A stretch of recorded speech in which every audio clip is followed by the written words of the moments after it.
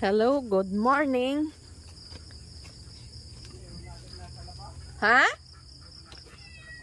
Mayroon na naman? Isa? Good morning, mga kabisalog. Andito kami ni Master ngayon sa bukid namin at gagawa kami ng aming punlaan. Bago kami gagawa, mamulot muna kami ng itlog ng aming itik. Baka may sisiw ka na. Tingnan daw. Yung manok namin, pinalimlima namin ng itlog ng Rhode Island. Oh, wala gyapon. Ay ito oh, bakit Hindi yan. Buklod talaga yan. Ha? Buklod. Ay, me? Gasido na. Wala man. Wala siya da. Bakit? Pulot kami ng itlog nung aming itik dahil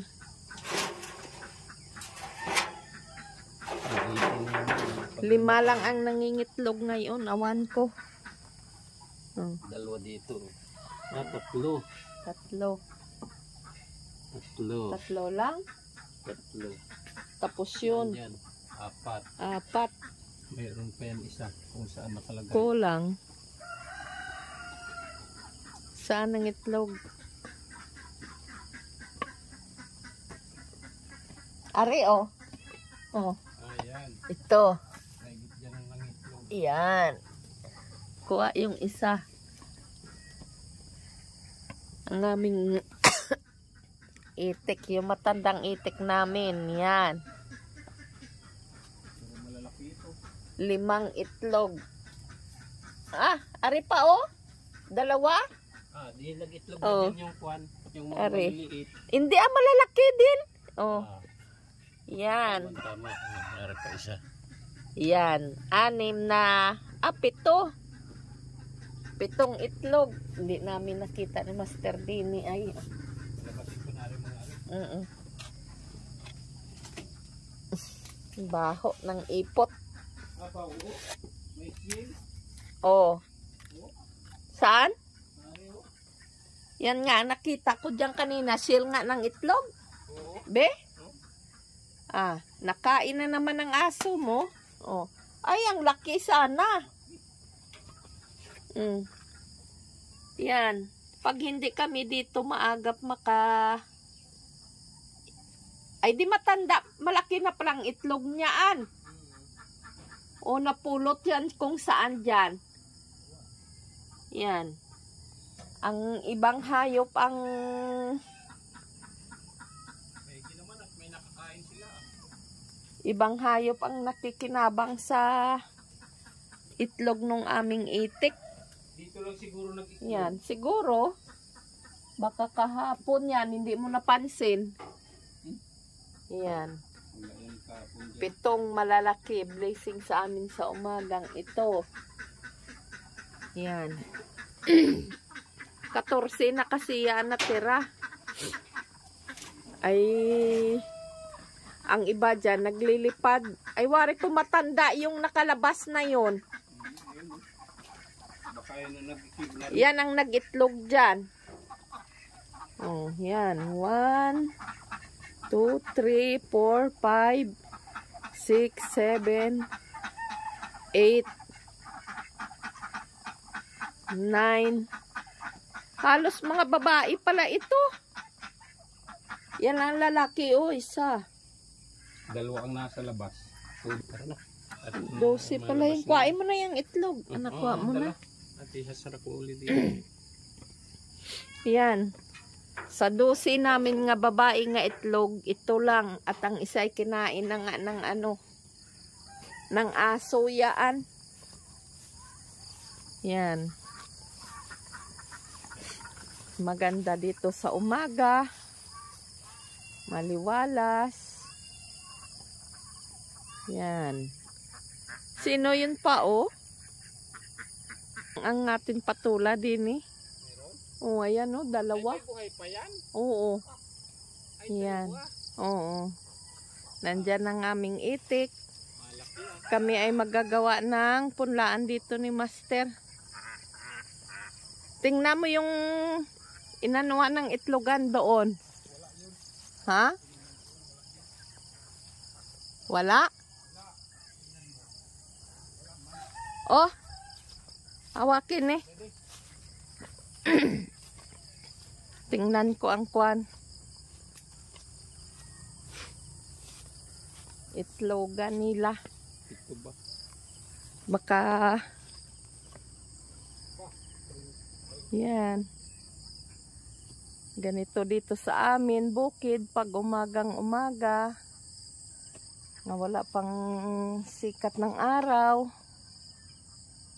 Yan. May mga pags pa oh, hamog.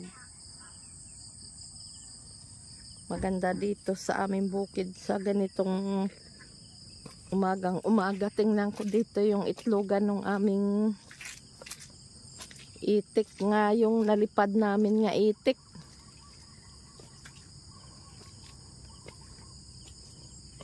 Baka nag-itlog na dito.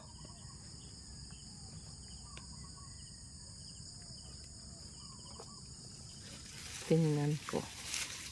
Kasi dito lang yun nag-aano ay. Dito lang sila nagtutukoy ng pag-iitlog. Dito sa puno na rin ng mga kwan. Yang oraro na ito.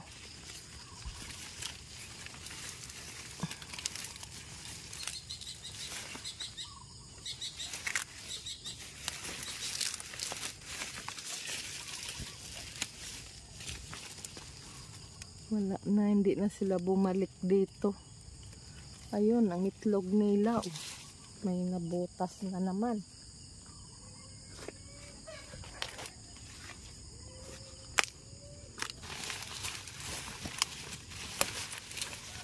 Dinadala talaga ng kwan dito, ng mabait ang kanilang mga itlog.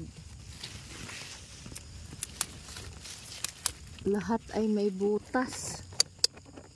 Grabe. 1, 2, 3, 4. Sayang. Ayan oh. Yan. Yan. Itlog ng aming itik yan. Ito. Dinadala dito. Dito nangingitlog. Natutok yan ng mga daga. Yan. Nandito sila nangingitlog at ginagawa naman natutukoy nung daga. Yang itik namin nga naglilipad yan ang nangingitlog dito. Kasi hindi namin makulong dahil pilit sila na labas.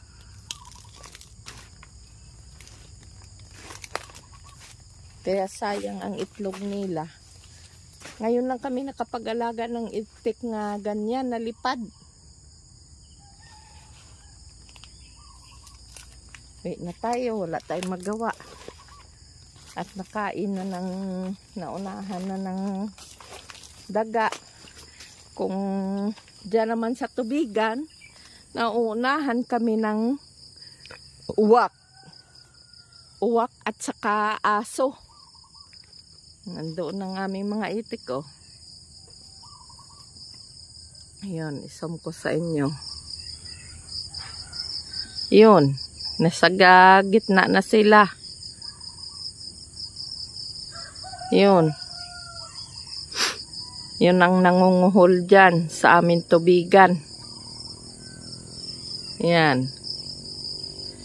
May kasama silang mga tagak. Yun. Yung nakadilaw na yun, yun, sa malayo na yun, nakapulsom na ito. Akala ko po kanina, tao nga nakaupo doon. Ayun pala ay dahon ng papaya. Layong-layo kasi yan.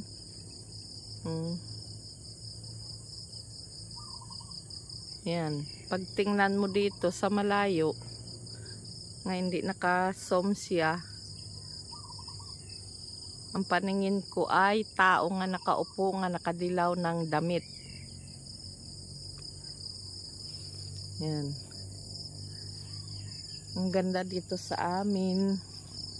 Magpalakad-lakad sa umaga sa aming bukid. Ay marami ng bulaklak ang aming sigarilyas. Marami na kaming magugulay. Oh, mayroon na silang mga putot na bunga na maliliit na. Marami silang gapa ngayon ng mga sigarilyas namin, oh. Ayan. Sawa-sawa kami sa paggugulay nito. Grabe ang bulaklak. Mga 2 linggo may mapuputi na kami dito nga bunga. Yan. Tapos ang aming lukban, yan, talagang super dami ng bunga ng aming lukban. Yan. Talagang hanggang ilalim na ilalim yun, oh. Ayun. Ayun pa. Yun. Yun. Gulpi sa bunga.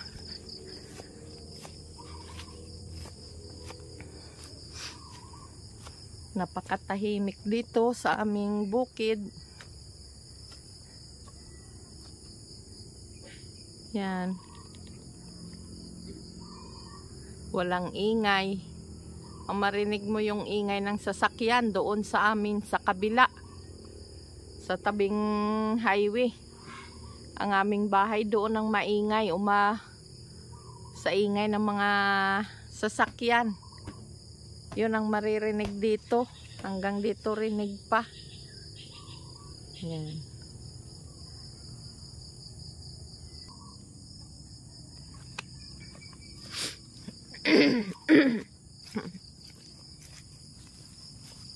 Gagawa na si Master ng aming punlaan. Yan.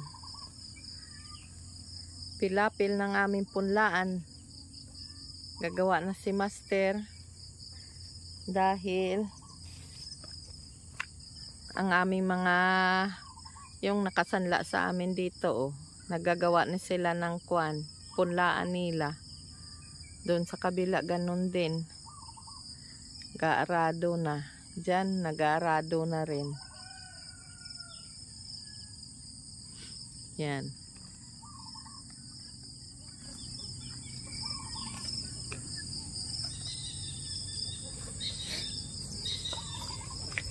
Doon tayo. Uy, nakabuta naman.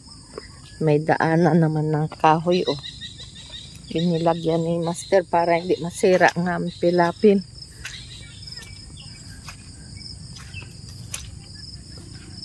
Yan.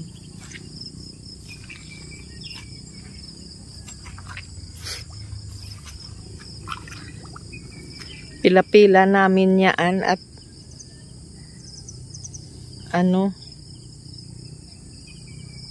dito kami gagawa ng punlaan. Pagsabugan namin ng aming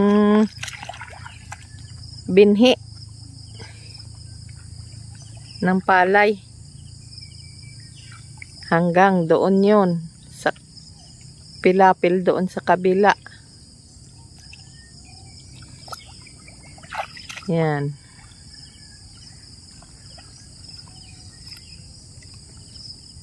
Ang ganda dito sa aming lugar.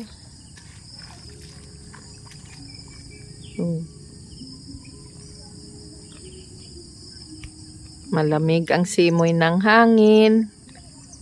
Malawak ang tanawin. Yan. Doon. Sa video yan siguro kagabi. Yan.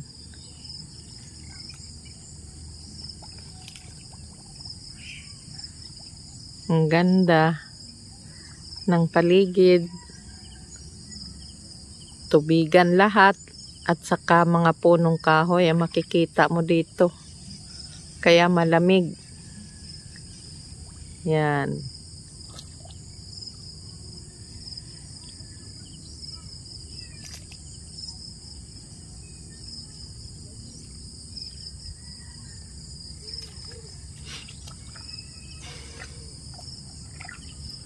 Yan, matapos na tatapusin niya ni Master. Tara kay ate. Hanggang dito na lang mga kabisalog. Ganyan lang ngayon muna ngayon ang aming update sa aming gawain nitong araw na ito. Maggagawa ng aming punlaan ng aming palay. Bye-bye and maraming salamat and God bless.